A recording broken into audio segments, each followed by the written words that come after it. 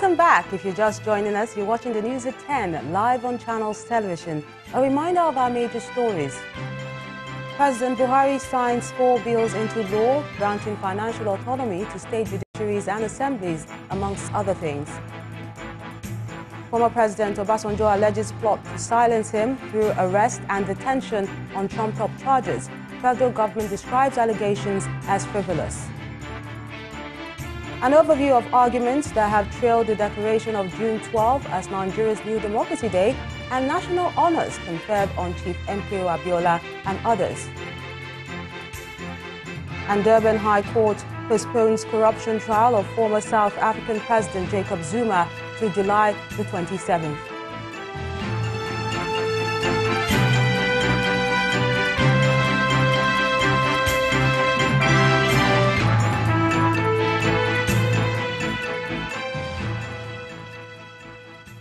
ChannelsTV.com has more information for you, and on youtube.com/channelsweb you can see our videos. You can also watch us on your mobile device via your browser or download the Channels TV app for Android, iOS and Windows devices from their respective stores. And besides giving you access to news updates on the go, the Channels TV and Channels 24 app has an eyewitness feature, so you can use it to share those pictures, videos or news of happenings around you. Just install the app, then tap and swipe to reveal the menu and follow the instructions. And talking about pictures, here are some of them you sent into our eyewitness portal today. Let's begin with this image from St. Jude's Catholic Church off the International Airport Road, Mafoluku in Lagos State. Our eyewitness reporter says construction is ongoing on the major airport road with no drainages. And when it rains, the water goes into the church premises and other buildings around the area. So he's pleading with the concerned authorities to create a water channel as residents find it difficult to stay in their homes. And still in Lagos State is this picture from Lekki-Ekpe Expressway showing a vehicle overloaded with water tankers. Our eyewitness reporter says this act is endangering the lives of other road users and is calling on the responsible agency to put a stop to it. And we conclude with this image from Chuma Primary School in Tafa local government area of Niger State. The person who sent it in says the school lacks seats for both pupils and staff, and most structures are dilapidated. He's calling on the state government to make the environment conducive for learning.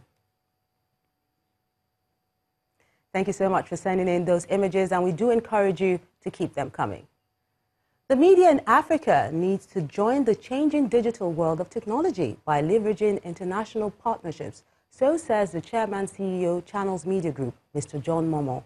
He was speaking at the University of Edinburgh Business School in the United Kingdom, where he emphasized the profitability of international media partnerships. Our correspondent Loretta Chiogo has this report. June 6 at 8 p.m. on Channels Television. Edinburgh Business School in the United Kingdom plays host to businessmen and women for a gathering initiated by the Sustainable Business Initiative. It's a business forum where speeches by practicing moguls inspire mutual trade and relations. The chairman, CEO of Channels Media Group, Mr. John Momo, is the guest speaker this time around, and he speaks on the topic, the business of media in Africa. So data is the new gold. We're at the dawn of the big data, machine learning, and big computer revolution. With the explosion of technology and endless amount of data that society is generating, it is extremely difficult to predict where the future of media may lie. Some have predicted that there will be chaos and competition. But alas, brothers and sisters, as you most probably know, chaos, competition, and disorder is an antecedent of opportunity. An opportunity which will come in the form of 3 hugely disruptive forces: predictive content, virtual reality, and the eradication of language barriers. This is the stage where the media are able to collect information, analyze them, and opine. Mr. Momo indicates that the media world, particularly in Africa, has experienced some digital disruptions. He prefers some solutions. What we have to do is to tap into these potentials, to see how we can transform creative ideas into innovative media products, and how we can leverage on international partnerships for profitability. The media can only thrive when there's a good commercial plan behind it. Outside the hall, a cross-section of the audience reacts to Mr. Momo's speech, emphasizing its benefit and suggesting more ideas for the ongoing transformation of Africa in the business world. More than that, what was very, very impressive for me is his ability to shun from things that lead into corruption, into compromise, and into being manipulated. And no wonder this channel has gained such an amazing proficiency, and it has been received widely by many people. Right now, with the proliferation of fake news, media has become key. You need to tune into a station where you're assured that you're hearing what is true.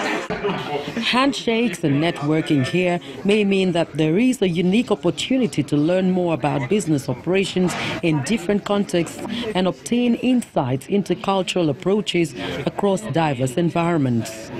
Floretta Chiogo, Channels Television News.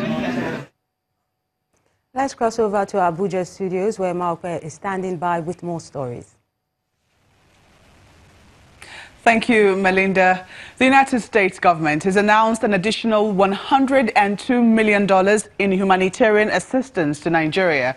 The U.S. ambassador to Nigeria, Mr. Stuart Symington, insists that the grant will address the shelter, health and food security needs of internally displaced persons in the northeast region of Nigeria, still struggling with the effect of the Boko Haram insurgency.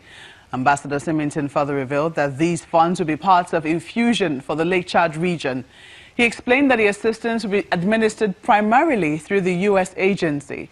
In his words, quote, "Our hope is that this new investment in humanitarian assistance will combine with your efforts, the efforts of your government and people, to move Nigeria forward on a path to peace and prosperity." As of May this year, a report said an estimated 2.3 million people in the northeast region of the country had experienced extreme food insecurity, largely owing to widespread insecurity, protracted displacement, depleted assets, and the interruption of agricultural production throughout the region. Now, over 200 former Boko Haram insurgents have surrendered themselves to the federal government's de-radicalization program, while another 150 members will be received by the end of June.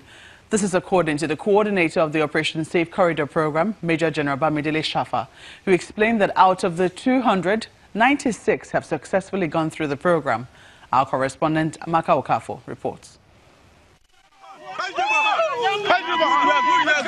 The insurgency in the northeast has left a trail of humanitarian crises and situations such as the internally displaced persons, unaccompanied and orphaned children, and even claims by some members of the group that they were coaxed into joining the insurgents.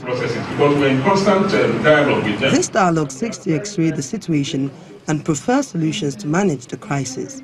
Of the transformation. In his intervention, coordinator of the Operation Safe Corridor program of the federal government to de-radicalize repentant insurgents gives the statistics of the number of persons who have willingly submitted themselves for the program. So far, as of today, we have 254 surrendered Boko Haram in Operation Safe Corridor.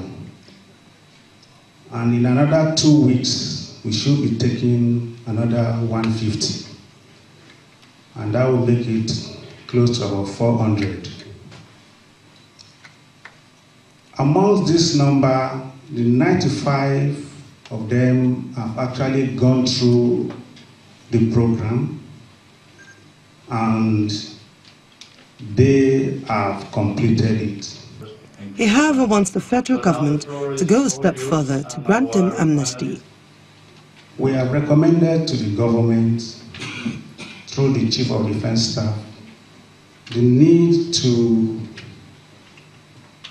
for the government to consider granting all ex-combatants that have gone through Operation Safe Corridor successfully amnesty.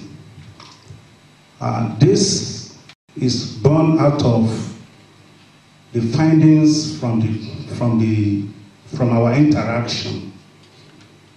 We saw the unwillingness of people accepting the ex-combatants even after going through Operation Safe Corridor.